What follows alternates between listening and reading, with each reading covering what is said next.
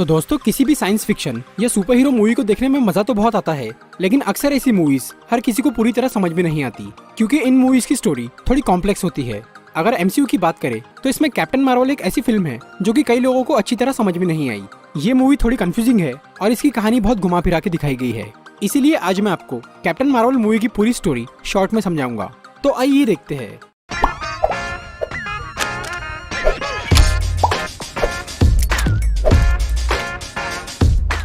ये कहानी है 1995 की। कैरल डैनवर्स नाम की एक लड़की, जिसकी कुछ साल पहले याददाश्त चली गई थी, वो हाला नाम के एक प्लेनेट पर क्री एलियंस के बीच रह रही थी। वो अपने अतीत के बारे में कुछ नहीं जानती थी, इसलिए वहाँ के लोग उसे वियर्स नाम से बुलाते थे।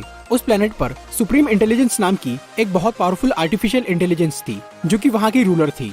सुप्रीम इंटेलिजेंस हर किसी को अलग अलग रूप में नजर आती थी। कैरल यानी वियर्स को वो उस रूप में दिखती थी जिसे वो जानती तो थी, मगर अपनी याददाश्त खोने की वजह से वो उसे पहचान नहीं पा रही थी। सुप्रीम इंटेलिजेंस कैरल को बताती है कि वो लोग सदियों से स्क्रल नाम की एक एलियन रेस से लड़ रहे हैं। स्क्रल रूप बदलने वाले एलियंस है जो कि ग्रहों पर कब्जा करके आतंक फैलाते हैं। सुप्रीम इंटेलिजेंस बोलती है कि स्क्रल्स की वजह से ही कैरल ने अपना प्लेनेट, अपना परिवार और अपनी याददाश्त खोई है, जिसके बाद क्री एलियंस ने उसे सहारा दिया और स्क्रल से लड़ने के लिए एक खास शक्ति भी दी। कैरल पिछले 6 साल से हाला प्लेनेट पर स्टार फोर्स नाम की एक टीम में शामिल होने के लिए ट्रेनिंग कर रही थी, ताकि वो स्क्रल्स का सफाया कर सके। स्टार फोर्स का लीडर है यॉनरॉग, जो कि कैरल को ट्रेन करता है। जब सुप्रीम इंटेलिजेंस को लगता है कि कैरल अब पूरी तरह तैयार हो चुकी है, तो वो उसे एक मिशन पर भेजती है। स्टार फोर्स के सभी लोग टोरफा नाम के एक प्लेनेट पर जाते हैं। वहाँ पर उनका सामना स्क्रल्स से होता है और लड़ाई के दौरान स्क्रल्स का लीडर टेलोस कैरल को पकड़ लेता है। टेलोस उसे अपने स्पेसशिप पर ले जाकर उसका दिमाग स्कैन करता है, जिससे उन्हें पता चलता है कि वियर्स यानी कैरल धरती की रहने वाली एक इंसान थी। स्क्रल्स को जो इन्फॉर्मेशन चाहिए थी वो उन्हें कैरल के दिमाग में मिल जाती है। कुछ साल पहले कैरल डैनवर्स एक एयरफोर्स पायलट थी, जो कि डॉक्टर वेंडी लॉसन नाम की एक औरत के साथ प्रोजेक्ट पेगासस पे काम कर रही थी। पेगासस में वेंडी लॉसन एक लाइट स्पीड इंजन बना रही थी और स्क्रल्स को इसी की तलाश थी। स्क्रल्स अभी पूरी इन्फॉर्मेशन निकाल ही नहीं पाए थे कि अचानक कैरल को होश आ जाता है और वो वहाँ से भाग जाती है। उसका शिप रास्ते में क्रैश हो जाता है और वो प्लेनेट अर्थ पर पहुंच जाती है। उसका पीछा करते हुए कुछ स्क्रल्स भी वहाँ पहुंच जाते हैं। अर्थ पे आने के बाद कैरल को यहाँ सब कुछ काफी जाना पहचाना लगता है और वो स्क्रल्स को ढूंढने के साथ साथ खुद की असली पहचान खोजने में भी लग जाती है। इसी बीच उसका सामना होता है शील्ड के एजेंट निक फ्यूरी से। शील्ड एक ऐसी ऑर्गेनाइजेशन है जो कि दुनिया पर आने वाले खतरों पर नजर रखती है। निक फ्यूरी कैरल की अजीब हरकतों की वजह से उसे गिरफ्तार करने के लिए आते हैं, पर तभी अचानक उनका सामना स्क्रल से होता है। जहां एक स्क्रल निक फ्यूरी के साथ कार एक्सीडेंट में मारा जाता है, वहीं दूसरे स्क्रल का पीछा करते हुए कैरल को एक डिवाइस मिलता है जिसमें उसके दिमाग की स्कैन की हुई कुछ मेमोरीज थी। उन मेमोरीज को देखने के बाद कैरल वेंडी लॉसन और पेगासस की तलाश में लग जाती है, ताकि वो अपने अतीत के बारे में जान सके। दूसरी तरफ निक फ्यूरी का बॉस उसे कैरल का पीछा करने बोलता है। फ्यूरी के असली बॉस को स्क्रल्स के लीडर टेलोस ने पकड़कर उसकी जगह ले ली थी और वो फ्यूरी के जरिए कैरल तक पहुंचना चाहता था। फिर निक फ्यूरी कैरल से मिलता है। वो उसे बोलती है कि उसे पेगासस की इन्फॉर्मेशन चाहिए। पेगासस असल में शील्ड का ही एक प्रोजेक्ट था, जिसकी थोड़ी बहुत जानकारी फ्यूरी के पास थी। इसीलिए फ्यूरी कैरल को लेकर शील्ड के एक बेस पर जाता है। वहाँ पर उन्हें पता चलता है कि डॉक्टर वेंडी लॉसन असल में एक क्री एलियन थी, जिसका असली नाम था मार्वेल। 6 साल पहले वो एक लाइट स्पीड इंजन बना रही थी, जिसकी टेस्ट पायलट थी कैरल डैनवर्स। लेकिन उस इंजन की टेस्टिंग के दौरान उनका प्लेन क्रैश हो जाता है, जिसमें वो दोनों मारी जाती है। उस हादसे के बाद प्रोजेक्ट पेगासस को बंद कर दिया गया था और उसकी सारी जानकारी छुपा दी गई थी। जब फ्यूरी और कैरल ये फाइल्स देख रहे थे, तब वहाँ शील्ड के सभी एजेंट्स आ जाते हैं और तब फ्यूरी को पता चलता है कि उसका बॉस एक स्क्रल है। इसीलिए वो कैरल के साथ वहाँ से निकल जाता है। वो दोनों मारिया रैम्ब्यू के पास जाते हैं ताकि उन्हें और इन्फॉर्मेशन मिल सके, क्योंकि मारिया पेगासस की एक और टेस्ट पायलट थी। वहाँ कैरल को पता चलता है कि मारिया रैम्ब्यू पहले उसकी बेस्ट फ्रेंड थी। मारिया और उसकी बेटी कैरल को उसका अतीत याद दिलाने की कोशिश करते हैं। तभी वहाँ पर टेलोस आता है, जो कि उन्हें बताता है कि उसके पास कैरल के प्लेन क्रैश की एक रिकॉर्डिंग है। उस रिकॉर्डिंग को सुन के कैरल को सब कुछ याद आ जाता है। 6 साल पहले यानी 1989 में जब कैरल और वेंडी लॉसन उस लाइट स्पीड इंजन को टेस्ट कर रहे थे, तभी उनके ऊपर एक स्पेसशिप का हमला होता है, जिससे उनका प्लेन क्रैश हो जाता है। इसके बाद लॉसन कैरल को बताती है कि वो एक क्री एलियन है और उसका असली नाम है मार्वेल। वो एक अंडरकवर क्री एजेंट थी और वो धरती पर एक खास एनर्जी सोर्स पर काम कर रही थी। वो एनर्जी सोर्स था टेसेरेक्ट क्यूब, यानी एक इन्फिनिटी स्टोन। मार्वल ने अपने प्लेनेट के लोगों से ये कहा था कि वो उनके लिए हथियार बना रही है, लेकिन वो असल में टेसेरेक्ट क्यूब की एनर्जी का यूज करके एक लाइट स्पीड इंजन बना रही थी, जिसे वो स्क्रल्स को देने वाली थी। जब बाकी क्री एलियंस को मार्वल के धोखे के बारे में पता चला, तो उन्होंने उस पर हमला किया।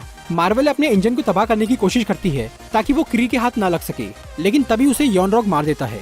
उसके मरने के बाद कैरल उस इंजन पर फायर कर देती है जिससे उस इंजन की एनर्जी कैरल के ऊपर आ जाती है और उसकी बॉडी में समा जाती है। इससे कैरल को सुपर पावर्स मिल गई, मगर उसकी याददाश्त चली गई।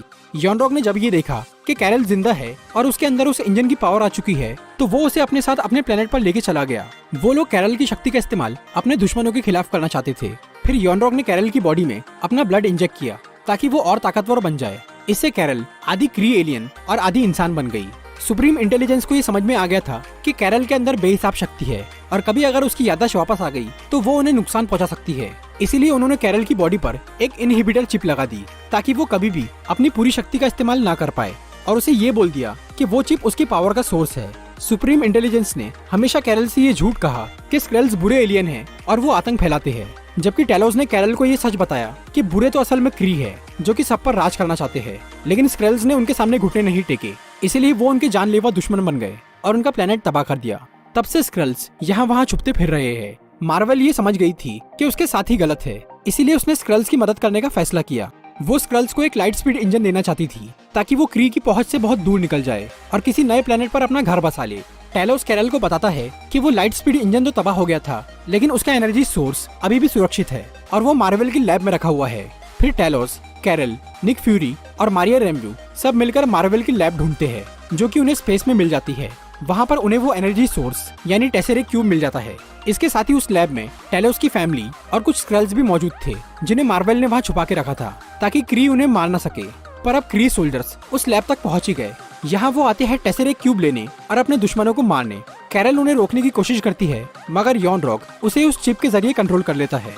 फिर कैरल का सामना सुप्रीम इंटेलिजेंस से होता है, जो कि उसे फिर से मार्वल के रूप में नजर आती है। वो कैरल को मारने की कोशिश करती है, लेकिन अब कैरल उसकी कैद से आजाद हो जाती है और जैसे ही वो इनहिबिटर चिप निकालती है तो उसकी पूरी पावर्स अनलॉक हो जाती है। उसकी ताकत के आगे सभी क्री सोल्जर्स हार जाते हैं, यहाँ तक कि कैरल कई सारे क्री मिसाइल्स को भी तबाह कर देती है, जिससे उन्हें हार मान के पीछे हटना पड़ता है। दूसरी तरफ मार्वल की एलियन कैट टेसेरेक्ट क्यूब को निगल जाती है और वो निक फ्यूरी की एक आंख फोड़ देती है। टेलोस और उसकी फैमिली कुछ दिन तक मारिया रैम्बू के घर पे रुकते हैं, जहाँ कैरल ये फैसला करती है कि वो अब से यूनिवर्स के सभी प्लैनेट्स पर नजर रखेंगी और नाइंसाफी के खिलाफ लड़ेंगी।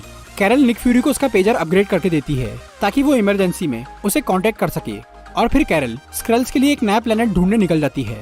इसके बाद निक फ्यूरी सुपर हीरोज की एक टीम बनाने का फैसला करते हैं ताकि अगर फिर से कोई एलियन हमला हो तो वो उससे निपट सके। इसी के चलते आगे जाकर एवेंजर्स की टीम बनाई जाती है।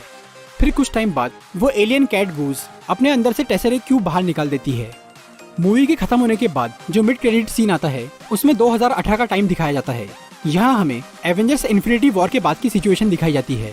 यहाँ पर थैनोस की चुटकी से बचे हुए एवेंजर्स उस पेजर को चेक कर रहे थे जिससे निक फ्यूरी ने मरने से पहले कैरल को मैसेज किया था, और तभी अचानक वहाँ पर कैप्टन मार्वल यानी कैरल डेनवर्स आ जाती है, जो कि निक फ्यूरी के पेजर को ट्रैक करते हुए वहाँ पहुंची थी। इसके आगे की कहानी एवेंजर्स एंड गेम में दिखाई गई है। तो दोस्तों, ये थी कैप्टन मार्वल मूवी की पूरी स्टोरी। अगर आपको और भी ऐसी वीडियोस देखना है तो हमें कमेंट में जरूर बताइए। अगर आपको ये वीडियो अच्छी लगी हो तो इसे लाइक और शेयर जरूर करिए, और ऐसी ही इंटरेस्टिंग वीडियोस देखने के लिए सब्सक्राइब कीजिए हमारा चैनल और इस बेल को दबाइए ताकि आपको हमारी वीडियोस सही टाइम पर मिल सके। Walking alone, the streets are empty. The only thing I can see is my own silhouette. I'm getting stronger, step by step. The clock is ticking, but there's no time for me.